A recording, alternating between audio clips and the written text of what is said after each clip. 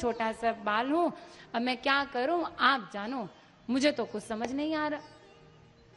अब शंकर जी चले, निकले हैं महल से बाहर और जाकर यमुना तट पर बैठ गए और सोचने लगे कि कैसे प्रभु के दर्शन हो, क्या उपाय मिले।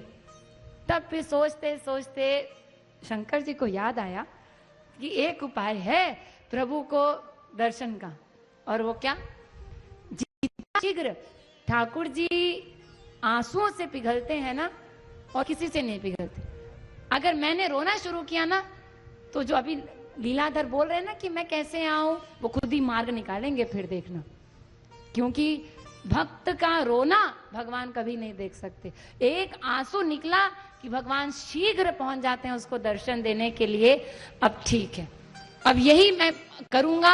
अब तो फिर शंकर जी यमुना तट पर बैठ करके प्रभु के स्मरण में रोना शुरू कर दी, ध्यान में बैठे और रोने लगे। अब तो गीता में भगवान क्या कहते हैं, ते तथास्त्व बजाम में हम, कि जो जिस भाव से मेरी भक्ति करता है मैं भी उसी भाव से उससे प्रेम करता हूं। तो भगवान का एक कानून है कि जब कोई भक्त भगवान से मिलने के लिए रोता है ना, तो स्वयं भगवान भी उस भक्त से मिलने के लिए रोते हैं, बाकायदा रोते हैं। ऐसा नहीं कि हाँ नाटक कर रहे हैं या लीला कर रहे हैं, नहीं। भक्त जितना प्यार भगवान से करता है उतना ही, उससे ज्यादा प्यार तो भगवान भक्त से करते। तो जब वो तो शंकर जी तो फिर प्रभु के अत्यंत प्रिय हैं, उनके आराध्य देव हैं। तो जैसे ही शंकर जी ने इधर रोना शुरू किया, अब इधर ठाकुर जी की लीला शुरू, उन्होंने रोना शुरू कर दी। अब इधर शंकर जी का ध्यान में रोना बढ़ता गया, इधर ठाकुर जी रोना बढ़ता गया। अब गोपियां आ करके ठाकुर जी को चुप कराए, क्या नहीं किया उनको चुप कराने के लिए, लेकिन लल्ला का तो रोना चुप ना हो। अब सारी, कोई गोपी कहती नजर उतार दे, कोई गोपी कहते ये कर दे, लेकिन हर टोटका अपना लिया, लेकिन लल्ला चुप ना हो। क्या करें। इतने में कोई बूढ़ी गोपी आई और कहती है कि अरे यशोदा रानी, मुझे तो लगता है वो जो जोगी बाबा आए ना, उसी ने कुछ नजर लगा दी है तेरे लल्ला। जब से वो गया इसका रोना बंद नहीं हो रहा। हम तो कब से कह रही थी दर्शन करा दे, लेकिन तू ही नहीं मानी। मुझे तो लगता है वही कोई जादू टोना करके चला गया है, इसलिए नजर लग गई है तेरे लल्ला को। कब से हम सब समझा रही हैं ग्वारी ने कि बड़ा तेजस्वी है, दर्शन करा दे, अब तू मानी नहीं, अब क्या करें। तो यशोदा मैया कहते अब क्या करें, अब गलती हो गई तो। अरे जा, अभी कहीं दूर नहीं गया होगा वो बाबा, आसपास ही गोकुल में कहीं होगा, जा खोज के ला और लल्ला की, ताकि वो नजर उतारे और हमारा लल्ला शांत हो। तो मैया ने कहा मानेगा क्या बाबा। अरे तो जा तो सी, संत बाबा लोग तो बड़े दयालु होते हैं, जाके देख ले। और मैया दौड़ी है। बाबा अब अभी तक तो शंकर जी चाह रहे थे दर्शन हो जाए, अब उल्टा पासा पलट गए। यही तो भक्ति का है कमाल, कि अभी हम तरसते रहते हैं भगवान की गोद में जाने के लिए, भगवान से मिलने के लिए। जब भक्ति महादेवी आ जाती है जीव के अंतःकरण में, उल्टा हो जाता है। भगवान तरसते रहते हैं भक्त के पास आने के लिए। इसलिए तो लल्ला क्या करते हैं, मैया की गोद में जाने के लिए दिन रात रोते हैं। और मैया क्या करती है, दुत्कारती रहती है, हट जब देखो गोद में चढ़ेगा लल्ला, चुपचाप बैठ के यहाँ खेल, माखन निकाल रही हूं। बताइए, यही झांकी देख करके तो नारद जी का भी दिमाग खराब हो गया कि ये कौन है। इधर ठाकुर जी मैया का पल्लू पकड़ के रो रहे हैं, मैया गोद में ले ले, और इधर मैया मना कर रही है। इन दोनों में अब भगवान कौन है समझ ही नहीं आ रहा। तो नारद जी ने सोचा, हुआ तो भगवान पुरुष अवतार में, ये लल्ला भगवान है। तब तो नारद जी यशोदा मैया से कहते हैं कि अरे माँ, तूने से कौन सा पुण्य किया है। मैंने तो इतने शास्त्र पढ़ लिए, वेद पढ़ लिए, पुराण पढ़ लिए, लेकिन मैंने ऐसा कहीं नहीं देखा कि ऐसा कोई साधना का ऐसा फल हो कि स्वयं वो पूर्णतम पुरुषोत्तम भगवान तेरी गोद में आने के लिए तरस रहा है और तू मना कर रही। ये भक्ति का प्रभाव। अभी तक शंकर जी ललायित थे प्रभु के दर्शन के लिए, लेकिन अब उन्होंने भक्ति का भाव अपना जब बढ़ा दिया, ध्यान करके रोने लगे, उल्टा हो गए। अब ठाकुर जी ललायित हो गए, रास्ता बना रहे कि कैसे मेरे पास प्रभु आए करके। अब तो मैया दौड़ी हैं, खोजते खोजते यमुना तट पर पहुंची तो शंकर जी जान गए मैया आगे। एकदम सीरियस होकर बैठ गए, रोना धोना बंद कर, आंखें बंद कर। मैया आई, चरणों में गिर गई, बाबा क्षमा कर दीजिए, क्षमा कर दीजिए। क्या हुआ? अरे बाबा, मेरे लल्ला बहुत रो रहा है, लगता है नजर लग गई है, आपको नजर उतारने आती है? तो बाबा कहते हैं, अरे ये तो हमारे पूर्वजों से सब चला आ रहा है धंधा, हमारे सब दादा के दादा के दादा के दादा, गुरुओं के गुरुओं के गुरुओं के गुरु, सब यही तो काम करते हैं नजर उतारने का, हमें अच्छे से नजर उतारना है। अच्छा तो बाबा चलो ना, हमारे लल्ला की नजर उतार दो, बहुत रो रहा है, हम किसी के गृहस्थ के घर में नहीं जाते, अपने लल्ला को यहीं ले आओ। मैया ने कहा, बाबा छोटा सा लल्ला है, इतनी ठंडी है, सुबह सुबह का समय है, सर्दी लग जाएगी, नहीं आप तो दयालु हो, आप कृपा करो, चलो चलो चलो। अब बाबा सोचने लगे, ज्यादा नाटक करूंगा तो मैया फिर डीठ है, फिर पता नहीं चली रूठ जाए, चलो ठीक है चलते हैं। अब यशोदा मैया आगे बाबा पीछे पीछे हैं। अब तो बड़ा अद्भुत लीला। अब जैसी महल के अंदर पहुंचे तो बाबा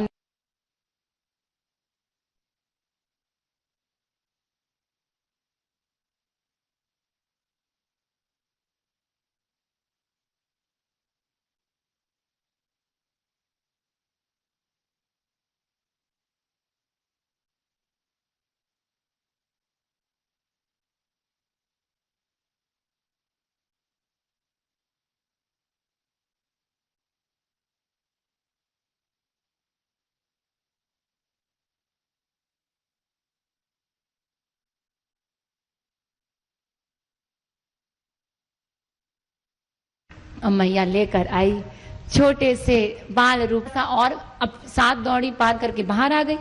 ले बाबा अब नजर उतार दे दूर से दर्शन करके।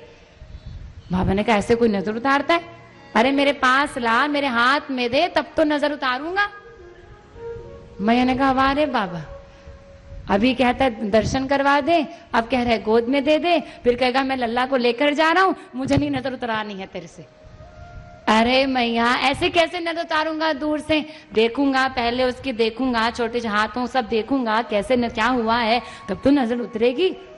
इतने में आसपास जो गोपियां खड़ी थी तो कहती, अरे दे देना नंद रानी, क्यों इतना नाटक कर, हम तो खड़ी है ना अगल बगल में घेर के, ज्यादा कुछ गड़बड़ करेगा तो हम पकड़ लेंगे, दे दे दे दे।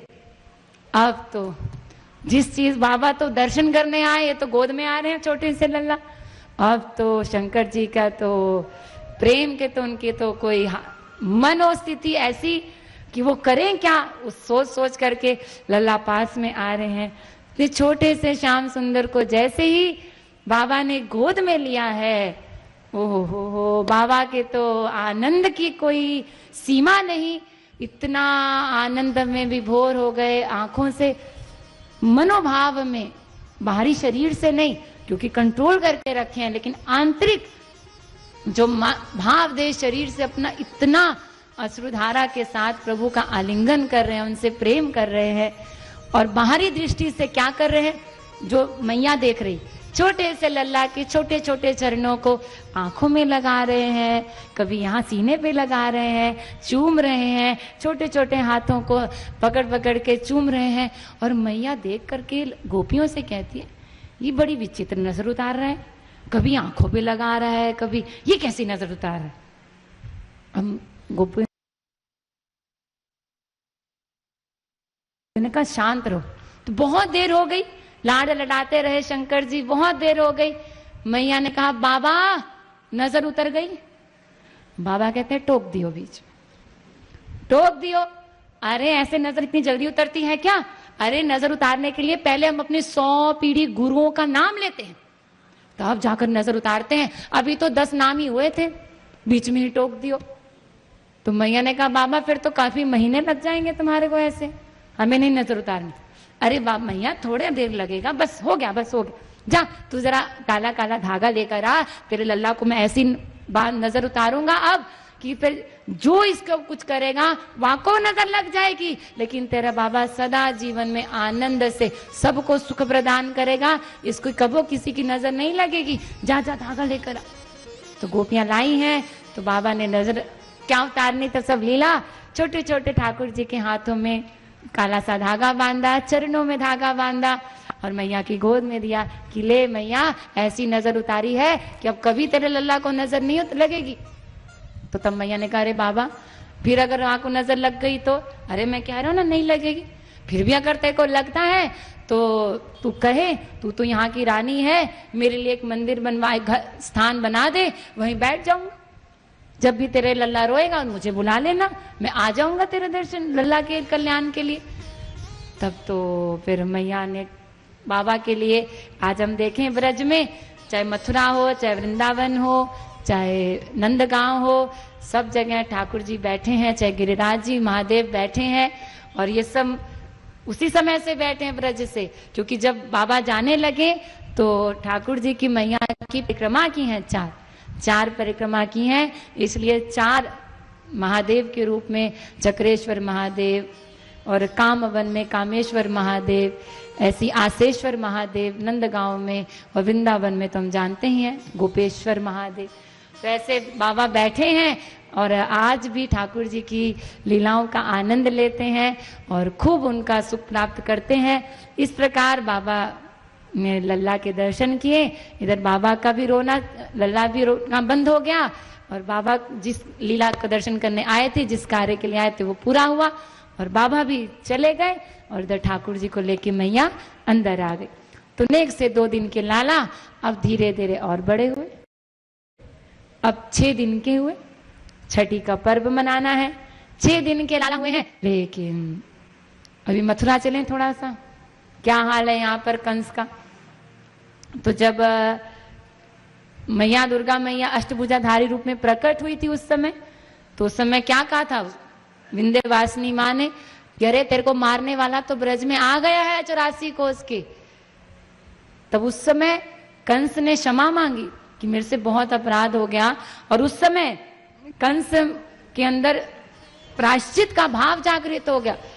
देवकी से, वसुदेव जी से बहुत क्षमा मांगी कि मैंने इतना आपको कष्ट दिया है, आपकी संतानों को मार दिया, बहुत प्रायश्चित करके रोने लगा फूट फूट के। लेकिन वही है ना, संगत, जैसी संगत वैसी रंगत। तो जैसी वापिस सभा में आया, सारे मंत्रियों को बुलाया कि बहुत हम लोग ने पाप कर लिए, बहुत सब ऐसा कर लिया, देवकी मैया को छोड़ दो, वसुदेव जी को छुड़वा दिया कि अब हमें कोई पाप नहीं करना है, बहुत बच्चों को मार दिया, अब हमें पाप नहीं कर। बुद्धि पलट गई थी कंस की। कैसे पलटी?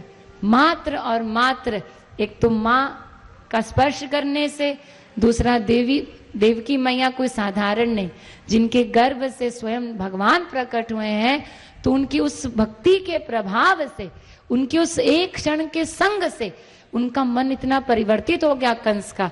लेकिन जब मंत्रियों ने सुना तो मंत्री कहते हैं अरे ये कैसे पलट रहे, तो सब ने फिर कान भर दिए, अरे अभी भी कुछ बीता नहीं है, बचा है नहीं, समय है। क्या कहा है उसने कि ब्रज में आ गए ना, तो ठीक है, देखते हैं इस ब्रज में अब 10 दिन के अंदर जितने बच्चे पैदा हुए हैं हम सबको मार डालेंगे, उन्हीं में से तो कोई एक होगा। तो पूरा पलट दिया उसका कंस का दिमाग, फिर वही क्रूर स्वभाव का हो गया, असुर स्वभाव का हो गया। और फिर अब उन बालकों को मारने के लिए 6 दिन के तो लाला, यहाँ पर तो छठी का उत्सव मनाने की तैयारियां ही चल रही थी। इतने में इधर मथुरा में कंस ने पूतना, यानी पूतना माने, पूत माने संतान, यानी संतानों को मार के खाने वाली, संतानों को पीड़ा देने वाली को ही पूतना कहते हैं। पूतना को बुलाया और पूतना को आदेश दे दिया कि जाओ इस ब्रज में 10 दिन के अंदर जितने भी बालक पैदा हुए सबको मार डालो।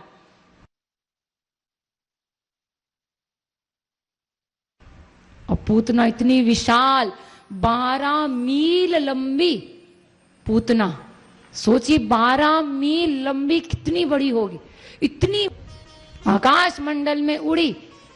लेकिन प्रभु की लीला ऐसी, भगवत प्रेरणा, उसके अंदर भी तो भगवान ही बैठे। उन्होंने चाबी घुमाई कि अरे ये तो इधर उधर जाएगी, मेरे सखाओं को मार डालेगी, लीला शुरू होने से पहले नाटक कर डालेगी, इसलिए सीधा इसको अपने पास लेकर आओ। तो सीधा नंद महल में जाएगी वो, और कहीं नहीं गई है वो, सीधा नंदगांव, बरसाना, गोकुल गांव में पहुंची। तब इधर इतनी विशाल पूतना। वैसे तो ये पूतना भी कोई साधारण नहीं है। प्रभु की लीला बिना कारण के नहीं होती, बस जीव कल्याण और जीवों पर कृपा करना ही उद्देश्य है। तो ये पूतना और तो कोई नहीं। पिछले जन्मों में जो राजा बलि थे, जिन्होंने वामन भगवान को 3 पग पृथ्वी दान की, तो उस समय जब वामन रूप लेकर के राजा बलि के यज्ञशाला में पहुंचे थे ना, तो छोटे से वामन भगवान का रूप, बड़े सुंदर थे, बड़े सुंदर। तो राजा बलि की कन्या थी जिसका नाम था रत्नमाला। तो जैसे ही उसने वामन भगवान को देखा तो उसके मन में भाव जागृत हो गया वात्सल्यता का, कि कितने सुंदर हैं ये ब्राह्मण, काश ये मेरे पुत्र होते तो मैं इनको अपने सीने से लगाकर अपना दूध पिलाती। ये भाव रत्नमाला के मन में जागृत हुआ। तो प्रभु ने, तो भाव के भूखे हैं, भाव जैसे आप जो भी भाव से प्रभु के लिए करेंगे भगवान सब स्वीकार करते हैं, उसका फल देते हैं। तो प्रभु ने मन ही मन उसको वरदान दिया। लेकिन जब राजा बलि का सारा कुछ छीन लिया वामन भगवान ने, तो वही रत्नमाला को क्रोध आ गया कि इस जैसी संतान अगर मेरी होती तो मैं उसको जहर दे के मार डालती। और ये भी भगवान ने भाव नोट कर लिया। इसलिए दोनों का फल पूतना को, फिर वही रत्नमाला, चूंकि वो असुर कन्या थी, राक्षस कुल में कन्या थी, इसलिए इस जन्म में वो राक्षसी बन करके कंस के यहाँ पर है, और वही रत्नमाला पूतना बनी है। और प्रभु उसके भाव को, उसके मनोभाव को पूर्ण करने जा रहे। तब फिर अब पूतना के मन में प्रभु ने प्रेरणा दी कि सीधा मेरे पास आ, और गई है पूतना।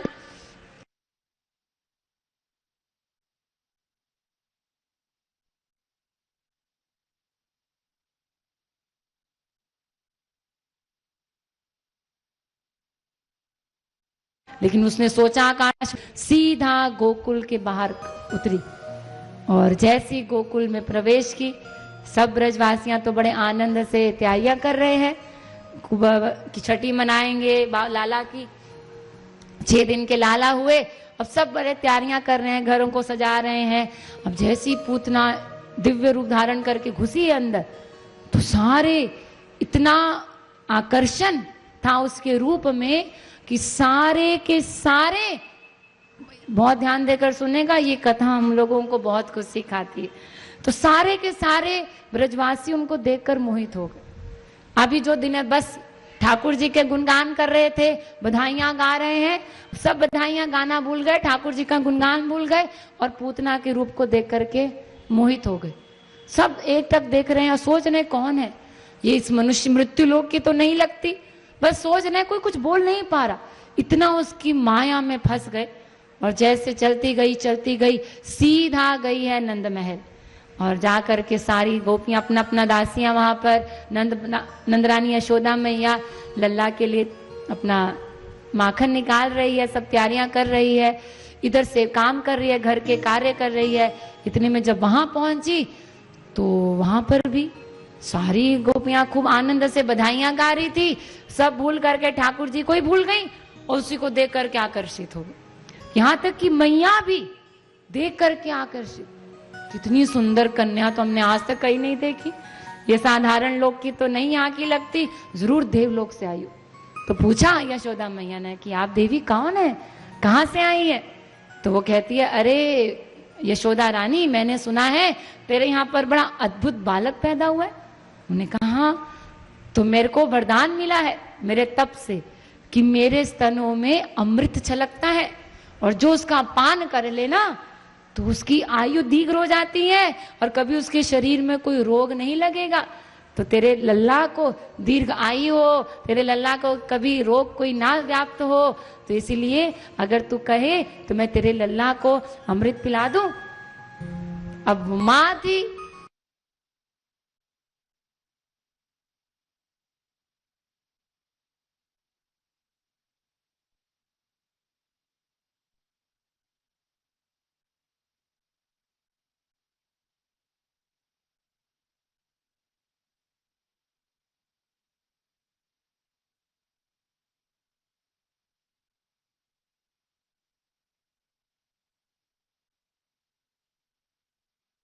गई इसकी मेल रहे थे, और जैसे ही देखा आ रही है, आंखें बंद कर ली। और आंखें बंद कर ली कि जैसे वो सो रहे हैं, मुझे कुछ पता ही नहीं कौन आया। और वैसी पूतना पहुंची, पलने में लल्ला है, उठाया है पलने से और अपनी गोद में लेकर बिठाया। और जैसे ही अपने वक्ष को, अपने स्तन को लल्ला के मुंह में डालने लगी, तो यहाँ पर बहुत सारे भाव संतों ने श्रीमद् भागवत में बताए हैं कि ठाकुर जी ने आंखें क्यों बंद की। कोई कहता है क्योंकि पूतना अविद्या का स्वरूप है, तो अविद्या का स्वरूप है और अविद्या माया भगवान के सामने कभी टिक नहीं सकती। अगर एक क्षण भी भगवान अविद्या माया को देख लें तो उसी क्षण वो भस्म हो जाएगी। और लीला कैसे होगी? इस कारण से ठाकुर जी आंखें नहीं खोल रहे। एक कारण बताते हैं, इसलिए नहीं खोल रहे कि शंकर जी को स्मरण कर रहे कि प्रभु आपका काम है विष पीने का, मैं इसके प्राण खींचता हूं, आप विष पीजिए। तो शंकर जी का स्मरण कर रहे हैं ध्यान में, इसलिए भी आंखें नहीं खोल रहे। तो बहुत सारे कारण बताए, लेकिन जब जैसे ही ठाकुर जी का मुंह के में डाला है पूतना ने अपने स्तनों को, इतना भयानक कालकूट विष कि अगर उसका धुआं भी आप सूंघ लें तो 1/100 हो जाए, इतना भयानक कालकूट विष था। लेकिन ठाकुर जी के मुंह में जैसे ही डाला, तो शुरुआत में तो ठाकुर जी आराम से उसका दूध पी रहे हैं, ऐसा भाव दिखाया। जब दूध पीते पीते पीते अब तो उसके प्राणों को स्तन से खींचने लगे। अब जैसे ही प्राण को खींचना शुरू किया है तो वो तो छटपटा गई पूतना। अब उसको तो बड़ा व्याकुलता हो गई, ये क्या कर रहा है। अब उस बोलती है छोड़ छोड़ लाल, छोड़ मेरे को छोड़। लेकिन अब तो लल्ला भी सोचने लगा, अरे एक बार मैं जिसको पकड़ूं फिर नहीं छोड़ता, या तो पकड़ता नहीं और पकड़ लिया तो मुक्ति के बिना नहीं छोड़ता। फिर अब मन में तो लल्ला सोच रहा, अब नहीं छोड़ूंगा मैं तेरे को, अब तू मेरी शरण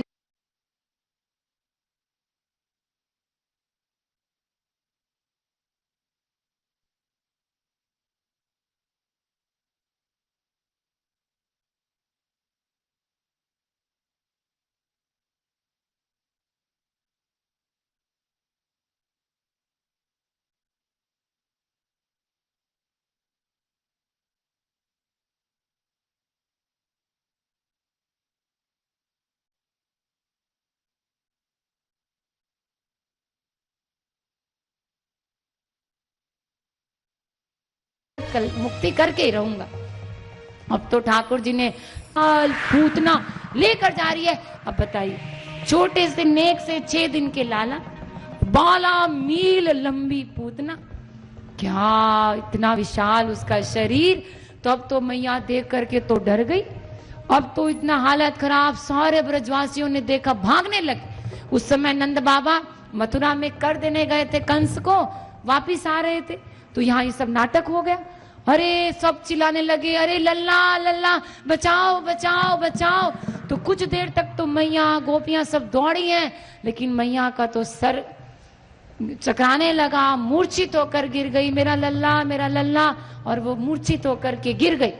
और इधर सब सखा भागे, ग्वाले भागे हैं। और क्या किया, अब लल्ला ने कुछ देर आकाश मंडल में ऊपर उड़ाया और उसके प्राण खींचते खींचते वो बोल रही है, छोड़ दे छोड़ दे छोड़ दे।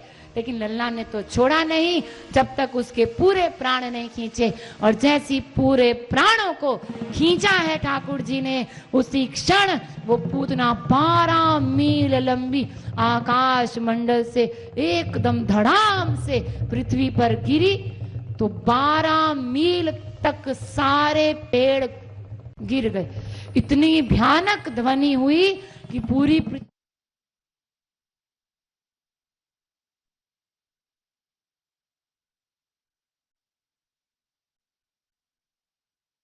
हैं। और इधर चले हैं, इधर सब ब्रजवासी पहुंचे ग्वाल बाल, तो देखा हमारे छोटे से लल्ला पूतना तो धाराशायी होकर गिर गई, और हमारे छोटे से लल्ला वो विशाल पूतना के वक्षस्थल पर बैठ करके हंस रहे, आनंद ले रहे हैं, खेल रहे हैं। और ब्रजवासियों ने तो जैसे तैसे चढ़ चढ़ के उसके ऊपर छोटे से लल्ला को लिया, मैया के पास लेकर आए।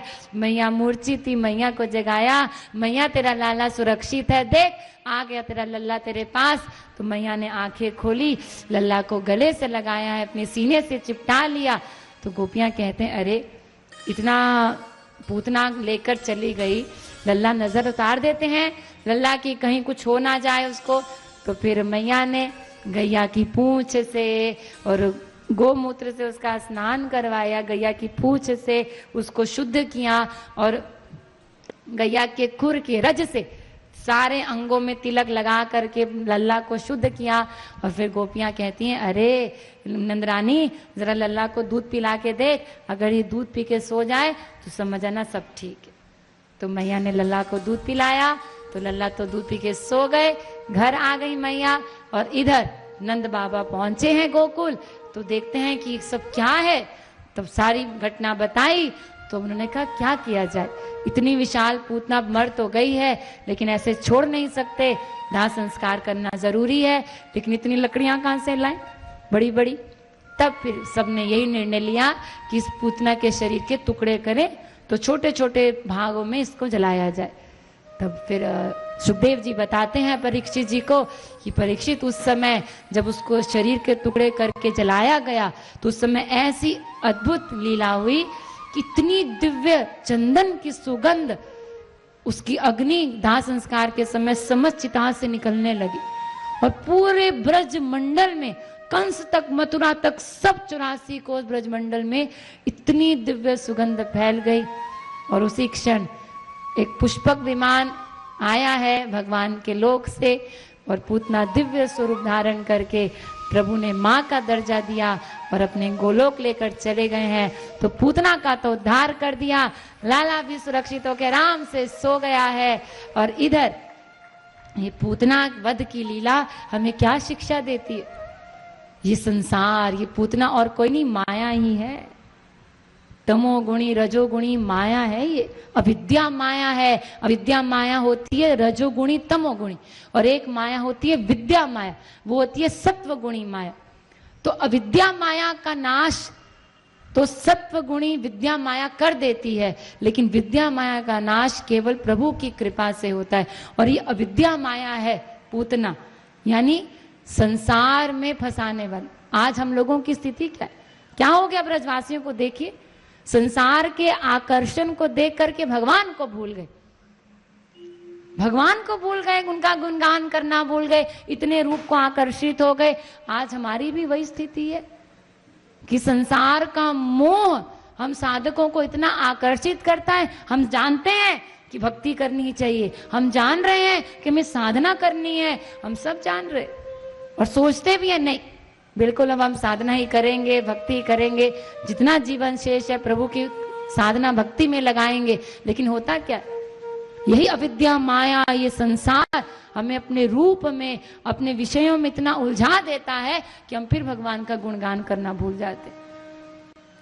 तो इस अविद्या माया का नाश कौन करता है, केवल भगवान, और कोई नहीं कर सकता। ब्रजवासियों को भी मोहित कर लिया इस माया ने, तो हम तो साधारण जीव हैं, तो हमें तो ये संसार कितना आकर्षित करता है। जाते हैं भगवान का भजन करने, छोटे छोटे विषयों में आसक्त होकर फंस जाते हैं।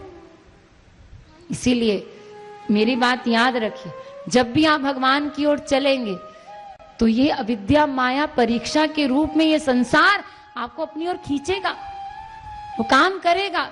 भगवान परीक्षाएं भी लेंगे, क्यों? क्योंकि भगवान के प्रेम को पाना है।